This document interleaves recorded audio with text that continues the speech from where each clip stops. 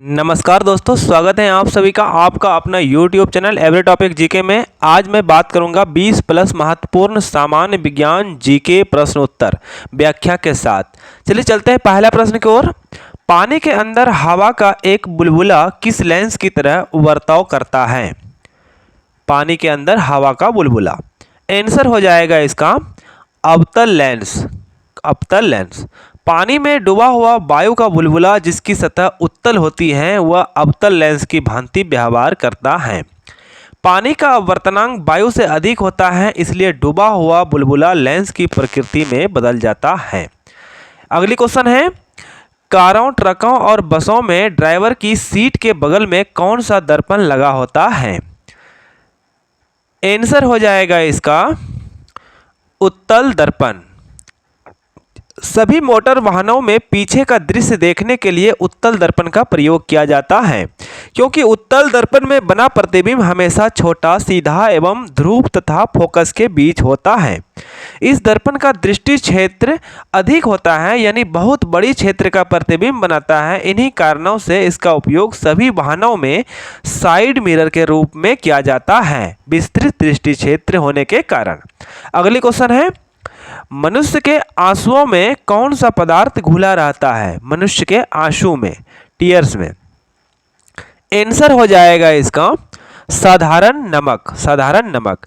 आंसू आंख की अश्रु नलिकाओं से निकलने वाला तरल पदार्थ है जो जल और नमक के मिश्रण से बना होता है। यह आंख के लिए बेहद लाभकारी होता है। जल तत्व आंख को शुष्क होने से बचाता है तथा नमक उसे साफ और कीटाणु रहित रखने में मदद करता है। इसीलिए किसी भी बाहरी पदार्थ का आंखों में चले जाने से तुरंत आंसू आने लगता है ताकि उसे ठीक कर सके। अगली क्वेश्चन है, इंसुलिन की खोज किसने की थी? इंसुलिन की खोज, आंसर हो जाएगा इसका फ्रेडरिक ग्रांट बेंटिक और चार्ल्स हर्बर्ट ने। आज से 100 वर्ष पहले 1921 में इंसुलिन को कनाडा के टोरंटो विश्वविद्यालय के शोधकर्ताओं फ्रेडरिक ग्रांट बेंटिक और चार्ल्स हर्बर्ट वेस्ट ने जॉन मैक्सिकोड के निर्देश में इसका सफलतापूर्वक प्रयोग किया था। इस आविष्कार को सर्वप्रथम 14 वर्ष के मधुमेह रोगी लियोनार्ड थॉमसन पर 1922 में आजमाया गया था। भूकंप की तीव्रता मापने के लिए किस यंत्र का प्रयोग किया जाता है? भूकंप की तीव्रता, आंसर हो जाएगा इसका Richter scale. Richter scale. Richter पैमाना भूकंप की तरंगों की तीव्रता मापने का एक गणितीय पैमाना है। किसी भूकंप के समय भूमि के कंपन के अधिकतम आयाम और किसी यादृच्छिक आयाम के अनुपात के साधारण लघुगणक को रिक्टर पैमाना कहते हैं। रिक्टर पैमाने का विकास 1930 के दशक में चार्ल्स रिक्टर द्वारा किया गया था। रिक्टर पैमाने का पूरा नाम रिक्टर परिणाम परीक्षण पैमाना है। अगली क्वेश्चन है, चिकित्सा व युद्ध में उपयोग के लिए किन किरणों पर नवीनतम अनुसंधान हो रहा है? चिकित्सा व युद्ध में उपयोग, आंसर हो जाएगा इसका लेजर किरणें। लेजर एक ऐसा विद्युत चुम्बकीय विकिरण है जो प्रेरित उत्सर्जन की प्रक्रिया द्वारा उत्पन्न किया जाता है। अतः लेजर भी एक विद्युत चुम्बकीय विकिरण ही है जिसमें कुछ विशेष गुण भी होता है। लेजर प्रकाश आमतौर पर आकाशिक रूप से सशक्त होते हैं। देखने वाले यंत्रों जैसे लेंसों की मदद से एक कर दिया जाता है। आमतौर पर लेजर का अर्थ सांकरे तरंगदैर्घ्य प्रकाश पुंज से निकलने वाले प्रकाश से लगाया जाता है। अगली क्वेश्चन है, राडार में किस प्रकार की तरंगा उपयोग होती है? राडार में, आंसर हो जाएगा इसका विद्युत चुम्बकीय सूक्ष्म तरंग है। रडार वस्तुओं का पता लगाने वाली एक प्रणाली है जो सूक्ष्म तरंगों का उपयोग करती है। इसकी सहायता से गतिमान वस्तुओं जैसे वायुयान, जलयान, मोटर गाड़ियां आदि की दूरी, परास, ऊंचाई, दिशा, चाल आदि का दूर से ही पता चल जाता है। रडार में माइक्रोवेव का प्रयोग किया जाता है। ये मूलतः इलेक्ट्रोमैग्नेटिक वेव्स यानी विद्युत चुम्बकीय तरंगों से बनी होती है। माइक्रोवेव सूक्ष्म तरंग है। अगली क्वेश्चन है, चमगादड़ अंधेरे में उड़ने के लिए कौन सी तरंगों का उपयोग करता है? चमगादड़ बैट। आंसर हो जाएगा इसका अल्ट्रासोनिक तरंगों का। चमगादड़ अल्ट्रासोनिक तरंगों द्वारा निर्देशित होते हैं जो वे पैदा करते हैं और उन्हें अंधेरे में उड़ने में सक्षम बनाते हैं। चमगादड़ की प्रतिध्वनि सोनार के समान ही होती है, जहां उत्सर्जित अल्ट्रासोनिक ध्वनियों द्वारा प्रतिध्वनि उत्पन्न की जाती है। किसी भी वस्तु से टकराते समय तरंग प्रतिध्वनि के रूप में चमगादड़ के पास लौटती है, जो उन्हें उड़ने का मार्ग दिखाती है। चमगादड़ अंधेरे में नहीं देख सकते क्योंकि उसके पास अल्प दृष्टि होती है, इसलिए वह अल्ट्रासोनिक तरंगों का उपयोग करता है। अगली क्वेश्चन है, आकाश का रंग नीला दिखाई देने का मुख्य कारण क्या है? आकाश का रंग नीला। आंसर हो जाएगा इसका प्रकाश का प्रकीर्णन। आकाश का रंग नीला दिखाई देने का मुख्य कारण प्रकाश का प्रकीर्णन होता है। पृथ्वी के वायुमंडल में पहुंचने वाला सूर्य का प्रकाश वातावरण में उपस्थित गैसों और धूल के कणों से सभी दिशाओं में प्रकीर्णित हो जाता है, जिसमें नीला रंग अधिक प्रकीर्णित होता है, इसीलिए आकाश का रंग नीला दिखाई देता है। नीले रंग के आर्थिक प्रकीर्णन का कारण यह है कि नीले प्रकाश की तरंग दैर्घ्य अन्य प्रकाश की तुलना में सबसे कम होती है। तो नीला प्रकाश पृथ्वी के वायुमंडल में हवा के छोटे अणुओं द्वारा सभी दिशाओं में प्रकीर्णित होता है, इसी कारण आकाश का रंग नीला दिखाई देता है। अगली क्वेश्चन है, बिल्ली तथा अन्य जानवरों को रात में भी दिखाई देता है, क्यों, कैसे? आंसर हो जाएगा इसका पुतली की विशेष बनावट के कारण। दरअसल बिल्ली तथा अन्य जानवरों की आंखों के रेटिना के पीछे टेप्टम लूसिडम नामक एक टिश्यू होता है और इसे आईसाइन भी कहते हैं। इस टिश्यू के कारण ही इनकी आंखें अंधेरे में चमकती हैं। बिल्ली की आंखों में मौजूद टेप्टम लूसिडम टिश्यू की बनावट क्रिस्टल जैसे लेंस की होती है, इसीलिए यह किसी कांच की तरह लाइट को रिफ्लेक्ट कर रेटिना में दोबारा भेज देता है और इसी आंखों में टॉर्च की तरह चमकती है। बिल्लियों के आंखों की पुतली बड़ा होने के कारण लाइट सेंसिटिविटी सेल ज्यादा होते के जिन्हें छड़ और शंकु कहते हैं। इन्हीं छड़ और शंकु नाम के सेल के कारण ही ये बिल्लियां अंधेरे में देख पाते हैं। इसका आंसर हो जाएगा। अगली क्वेश्चन है, मानव शरीर में रक्त से अवांछनीय पदार्थों को पृथक करने का कार्य कौन अंग करता है? आंसर हो जाएगा इसका वृक्क, किडनी। वृक्क या गुर्दे का जोड़ा एक मानव अंग है जिसका प्रधान कार्य मूत्र उत्पादन, रक्त शोधन करना है। गुर्दे बाहर से वर्टिब्रेट पशुओं में मिलते हैं, ये मूत्र प्रणाली के अंग होते हैं। अगली क्वेश्चन है, प्रकृति में सबसे अधिक मात्रा में पाया जाने वाला कार्बनिक यौगिक कौन सा है? कार्बनिक यौगिक। आंसर हो जाएगा इसका सेल्यूलोज। सेल्यूलोज पृथ्वी पर सबसे प्रचुर मात्रा में पाए जाने वाले कार्बनिक यौगिक हैं। इसका उपयोग कपड़ा, कागज और प्लास्टिक सामग्री में किया जाता है। लकड़ी, कागज और कपास सभी में सेल्यूलोज होता है। पौधों में कोशिका भित्ति सेल्यूलोज के साथ गठित होती है। इसका रासायनिक सूत्र C6H10O5N होता है। ग्लूकोज रक्त में मुख्य शर्करा है और शरीर की कोशिकाओं के लिए ऊर्जा का प्रमुख स्रोत है। अगली क्वेश्चन है, दूध से दही बनाने में कौन सा बैक्टीरिया सहायक होता है? दूध से दही बनाने में कौन सा जीवाणु काम करता है? आंसर हो जाएगा लैक्टोबैसिलस एसिडोफिलस जीवाणु।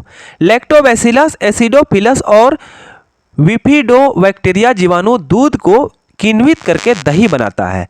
जब दूध को 30 से 40 डिग्री सेंटीग्रेड में तापमान पर गर्म किया जाता है और इसमें थोड़ी मात्रा में पुराना दही मिलाया जाता है, तो उस दही के नमूने में मौजूद लैक्टोबैसिलस सक्रिय होकर कई गुना बढ़ जाता है। ये लैक्टोज को लैक्टिक एसिड में बदल देते हैं जो दही को खट्टा स्वाद प्रदान करता है। जीवाणु दूध में उपस्थित चीनी को खाते हैं और लैक्टिक एसिड का उत्पादन करते हैं जो बाद में दूध के प्रोटीन को दही के रूप में बदल देता है और दूध को एक खट्टा स्वाद प्रदान करता है। इस प्रकार एक दही का निर्माण होता है। अगली क्वेश्चन है, गैल्वेनीकरण की प्रक्रिया में किस धातु को लोहे पर लेपित किया जाता है? गैल्वेनीकरण या जस्तीकरण। आंसर हो जाएगा जिंक या जस्ता। गैल्वेनीकरण की प्रक्रिया में जस्ते को लोहे के ऊपर लेपित किया जाता है। जंग लगने से बचाने के लिए जस्ते का लोहे के ऊपर लेप किया जाता है। गैल्वेनीकृत लोहे को प्राप्त करने का सबसे आम तरीका है इसे गर्म पिघले हुए जस्ते में डुबाया जाता है। जब लोहा हवा और नमी के संपर्क में आता है तो उस पर जंग लग जाता है और धातु को नष्ट कर देता है। जब जस्ता लोहे के ऊपर लेपित हो जाता है तो यह लोहे को हवा और नमी के संपर्क में आने से बचाता है ताकि लोहा जंग से बचा रहे और लोहा जंग लगने से बच जाता है। अगली क्वेश्चन है, पौधे में बाष्पोत्सर्जन दर के निर्धारण के लिए किस यंत्र का उपयोग किया जाता है? पौधों में बाष्पोत्सर्जन दर के निर्धारण के लिए आंसर हो जाएगा पोटोमीटर। पोटोमीटर जिसे कभी कभी ट्रांसपिरोमीटर के रूप में भी जाना जाता है, एक उपकरण है जिसका उपयोग पत्तेदार सूट द्वारा पानी ग्रहण करने की दर को मापने के लिए किया जाता है, जो बाष्पोत्सर्जन के माध्यम से खोए गए पानी के लगभग बराबर होता है। जल ग्रहण का मुख्य कारण प्रकाश संश्लेषण और बाष्पोत्सर्जन होता है।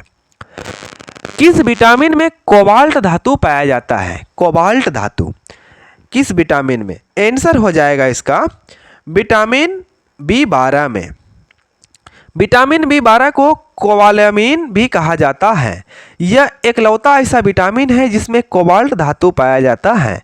कोबाल्ट का एक रासायनिक तत्व है जिसका परमाणु क्रमांक 27 होता है, एक संक्रमण धातु है।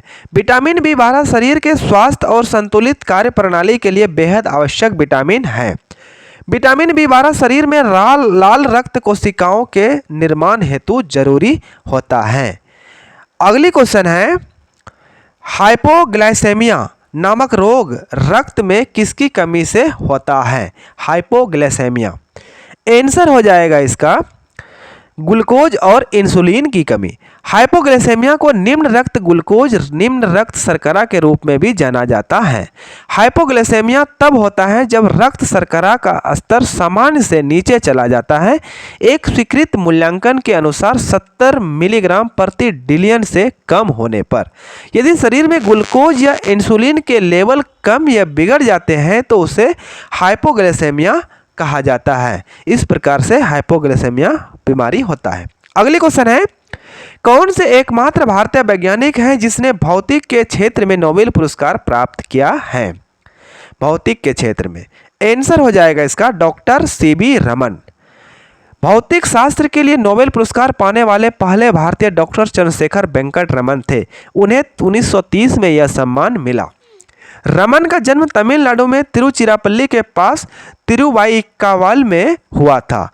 वेंकट रमन ने प्रकाश पर गहन अध्ययन किया जिसके परिणाम स्वरूप उन्होंने एक आविष्कार किया जो विज्ञान जगत में रमन विकिरण या रमन प्रभाव के नाम से जाना जाता है। अगली क्वेश्चन है, जल का सबसे शुद्ध रूप किसे माना जाता है? जल का सबसे शुद्ध रूप आंसर हो जाएगा इसका वर्षा का जल, बारिश का जल।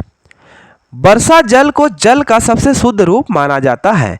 भूमिगत जल में उपस्थित अशुद्धियां और लवण सूर्य के प्रकाश द्वारा वाष्पीकरण से पीछे छूट जाते हैं।